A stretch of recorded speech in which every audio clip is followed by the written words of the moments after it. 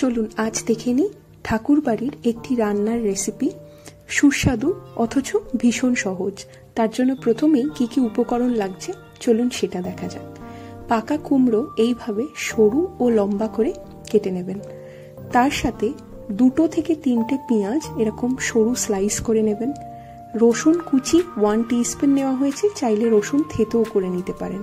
আর ঝালের জন্য আমরা 2 থেকে 3টে কাঁচা লঙ্কা কুচি নিয়ে নিয়েছি।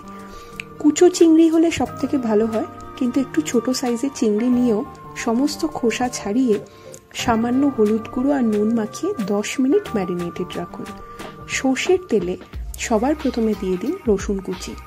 1 মিনিট পর পেঁয়াজের স্লাইসগুলোকে অ্যাড করে 2-3 মিনিট তেলে আগে নেড়ে চেড়ে নিন। 2-3 মিনিট পর পেঁয়াজ যখন কিছুটা ভাজা হয়ে আসবে তখন অ্যাড করে দিন ম্যারিনেটেড চিংড়ি মাছগুলোকে। চিংড়ি মাছ কিন্তু ভালো করে ভেজে নিতে হবে আগে 3 থেকে 4 মিনিট সময় ধরে।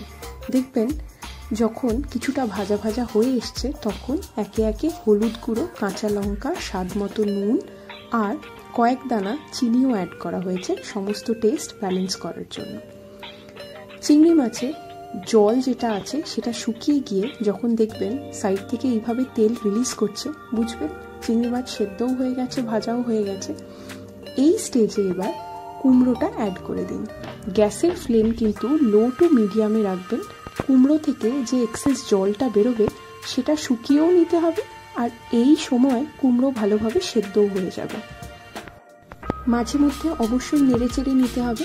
একটা সময় দেখবেন সমস্ত জল শুকিয়ে গিয়ে এইভাবে অয়েল রিলিজ করছে, তখন দেখবেন কুমড়ো ভালো করে সেদ্ধ হয়ে গেছে।